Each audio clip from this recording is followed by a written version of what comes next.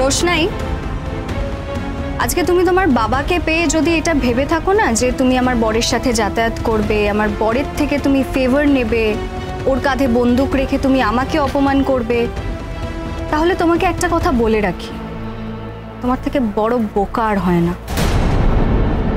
ছাড়ো না গরিমা, ওর মতো মেয়ের এরমই করে থাকে।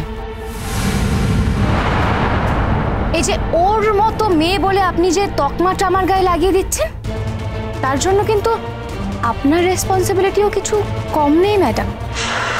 কারণ আমি না চাইলেও আমার শরীরে তো আপনার রক্ত বইছে, সেই জন্য আমি আপনার সঙ্গে ঠিক এইভাবেই কথা বলবো। আর গরিমা দিদি, তোমার পরিবারের ওপর কোনো কন্ট্রোল নেই, তোমার নিজের হাজবেন্ডের ওপর কোনো ভরসা নেই, সেই জন্য তুমি আমার সঙ্গে এইভাবে কথা বলবে। আরো একটা কথা তোমাদেরকে বলে দিচ্ছি, আমার না আরো অনেক ইম্পর্টেন্ট কাজ আছে। শুধুমাত্র তোমার স্বামীকে নিয়ে মাথা ঘামাবো এইটা আমার কাছে একমাত্র কাজ নয়। আর গরিমা দিদি, তুমি কি করছো? তোমার স্বামী বিগড়ে যাচ্ছে, তোমার স্বামী অন্য কারোর কাছে চলে যাচ্ছে, আর তুমি অন্য কাউকে অপমান করে যাচ্ছ। শোনো না, আমাদেরকে অপমান না করে বরং প্ল্যান করো যে নিজের স্বামীকে কিভাবে নিজের কাছে আটকে রাখবে। কেন বলো তো? তোমার স্বামী কেন বারবার করে অন্য কারোর কাছে চলে যাচ্ছে? কেন?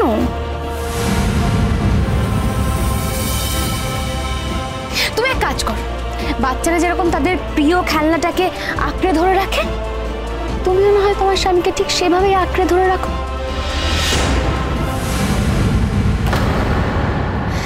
তাহলেই তোমার প্রশ্নের উত্তরটা তুমি পেয়ে যাবে। জাস্ট শাট আপ রোশনাই। এতদিন তুমি পায়ের তলায় ছিলে, এখন মাথায় চড়ে বসেছো না? মাথায় তো চড়ারই কথা ছিল, সেটা পারেনি কারণ জানতো না কে বা কারা ওর পাওনা থেকে ওকে বঞ্চিত করেছে। এখন ওর আর মাথা চড়ার দরকার নেই। ও যা প্রতিভা, যা ট্যালেন্ট, তোমরা সবাই ওকে ভয় পাও। আর সব থেকে বেশি ভয় পাই সুরঙ্গমা মুখার্জি। বিশ্বাস না হয় ওনাকে কথাটা জিজ্ঞেস করে নি। চল মা। আচ্ছা, তুমি কোথায় যাচ্ছ? সেখানেই যাচ্ছি যেখানে যাওয়ার জন্য তোমরা সবাই এখানে এসেছো। মানে আমরাও তো যাব। তুমি ওদের সঙ্গে যাচ্ছ কেন? তোমার তো আমাদের সঙ্গে যাওয়া উচিত। না না, ওকে তো যেতে হবে না। ওদের সাথে বসে প্রমাণ করবে যে ও আমাদের বিরুদ্ধ পক্ষ, নালে তোমার ছেলে আমাদের ছোট করবে কি করে? I just don't get it. তাহলে আমার মেয়ে যখন বারবার চলে যেতে চায়, তুমি ওকে আটকাও কেন? এর সঙ্গে গরিমার যেতে চাওয়ার কি সম্পর্ক? এই ফাইটে আমি রোশনাইয়ের সঙ্গে আছি। লড়াইটা আমার আপনার সঙ্গে, গরিমার সঙ্গে নয়।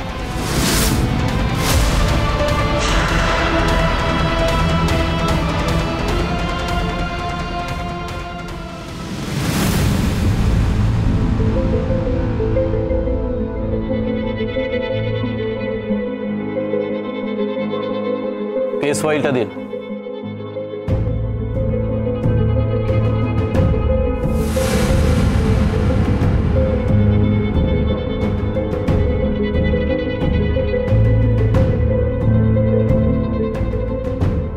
Case number 95/25/4/2025। Please proceed.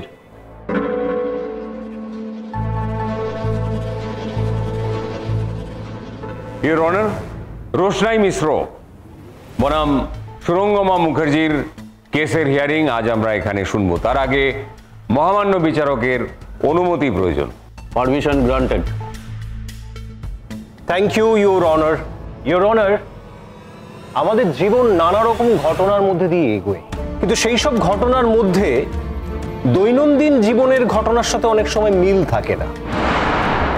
সেই ঘটনাগুলো আমাদের দিকে নানা রকম প্রশ্ন ছুড়ে দেয়, সেই প্রশ্নগুলো আমাদেরকে বিচলিত করে তোলে। কিন্তু আমরা যারা আইনের রক্ষক, সত্যের অনুসন্ধান করি, আমাদের সেসব কথা ভাবলে চলবে না, আমাদের বিচলিত হয়ে পড়লে চলবে না। আমাদেরকে কি করতে হয়?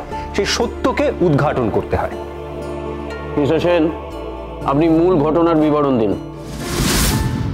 হ্যাঁ, আমি মূল ঘটনাতে ফিরে আসবো, কিন্তু তার আগে আমার মনে হয়েছিল এই ভূমিকাটুকু করে নেওয়ার দরকার আছে। তার কারণ এখানে বাদী বিবাদী ছাড়া আরো বেশ কিছু মানুষ উপস্থিত আছেন।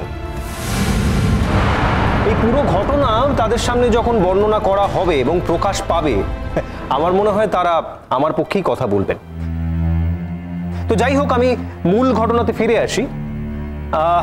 ধরে নিন একটা পরিবারে দুটি মেয়ে আছে, একজনের নাম এক্স, একজনের নাম Y. Sorry mister Debashis Sen, I am interrupting you. আইনের চোখে ধরে নেওয়া বলে কিছু থাকে না। আপনি এক্ষুনি বলেছেন যে একজন বিচারক যা সত্যি তাকে সামনে রেখে এগোয় এবং সেটা সকলের সামনে তুলে ধরার চেষ্টা করে। আমরা একটি নির্দিষ্ট কেস নিয়ে আজ এখানে কথা বলবো, সেই জন্যই এসেছি। কাজে এখানে ধরে নেবার মতো কিছু নেই। আশা করি মহামান্য বিচারক আমার ঔদ্ধত্য মাফ করবেন এবং আমার কথাকে মান্যতা দেবেন। মিস্টার চ্যাটার্জি, আপনি একদম ঠিক কথা বলেছেন। মিস্টার সেন, তাহলে আপনি সরাসরি নাম বলেন, এক্স আর ওয়াই কারা? এখানে গোপনীয়তা রাখার কোনো মানে হয় না। সেদিনের ছেলে আমার সঙ্গে লড়াই করতে এসে খুব লাফাচ্ছে। একে যে ছুঁড়ে ফেলে দেবো আর কিছুক্ষণ পরে সেটা বুঝতে পারছে না। ইওর অনার, আমি আমার বিপক্ষীয় বন্ধুকে ধন্যবাদ জানাচ্ছি এই জন্য যে সত্যি এভাবেই তো আমরা পরস্পরের কাছ থেকে পরস্পরের শিক্ষা গ্রহণ করে থাকি। আমি যে কথা বলছিলাম, সুরঙ্গমা মুখার্জি, যিনি বিয়ের আগে সুরঙ্গমা গাঙ্গুলি ছিলেন, এবং সুদর্শনা গাঙ্গুলি, যারা দুই বোন, না নিজের বোন নয়, কাজিন সিস্টার। সুরঙ্গমা মুখার্জি বেনারসের একজন বর্ধিষ্ণু পরিবারের মেয়ে। ছোটবেলা থেকেই তিনি একজন বিশিষ্ট নৃত্যশিল্পী, সেটা আমরা সবাই জানি।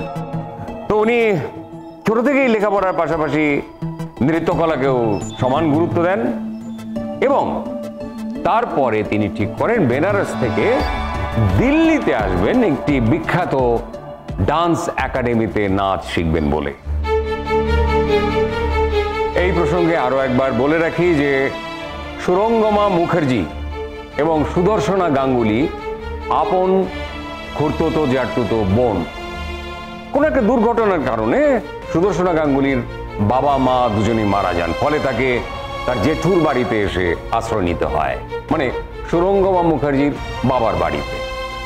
সুরঙ্গমা মুখার্জির মতো একই রকম আদরে আহ্লাদে প্রশ্রয়ে বড় হতে থাকেন এবং ভালোবাসায় বড় হতে থাকেন সুদর্শনা গাঙ্গুলি। সুদর্শনা যেহেতু বয়সে ছোট ছিল, তাই সেও দিদির মতো নাচ শিখতে চায়। অনেকেই দিদিকে রোল মডেল মনে করে। সুদর্শনা হয়তো সেই ভেবেই নাচের জগতে এসেছিল, কিংবা দিদি যা করছে আমাকেও তাই করতে হবে এই মনোভাব নিয়ে এসে নাচের জগতে এন্ট্রি নিয়েছিল। তাই দুজনেই একই ডান্স একাডেমিতে ভর্তি হয়। Objection your honour. আমার মা মানে সুদর্শনা গাঙ্গুলি কিন্তু একজন অসম্ভব প্রতিভাময়ী নৃত্যশিল্পী ছিলেন। তিনি প্রতিভা নিয়েই জন্মেছিলেন, তাই কাউকে দেখে রোল মডেল করে নাচ শেখাটা তিনি কোনোদিনই করেননি, বিশেষ করে এনাকে, সুরঙ্গমা মুখার্জিকে। আর দিদি যেটা করছে সেটা আমাকেও করতে হবে, এই রকম ধারণায় কিন্তু বিশ্বাসী ছিলেন না আমার মা মানে সুদর্শনা গাঙ্গুলি। আর এখানে উকিল সাহেব আমার মায়ের সম্বন্ধে যে কথাগুলো বলছেন, আমি জানি না উনি কিসের ভিত্তিতে বলছেন, কারণ উনি তো আমার মাকে কোনোদিনও দেখেননি, কোনোদিনও চিনতেনই না। তাহলে তাহলে কোন ভিত্তিতে বলছেন এই কথাগুলো?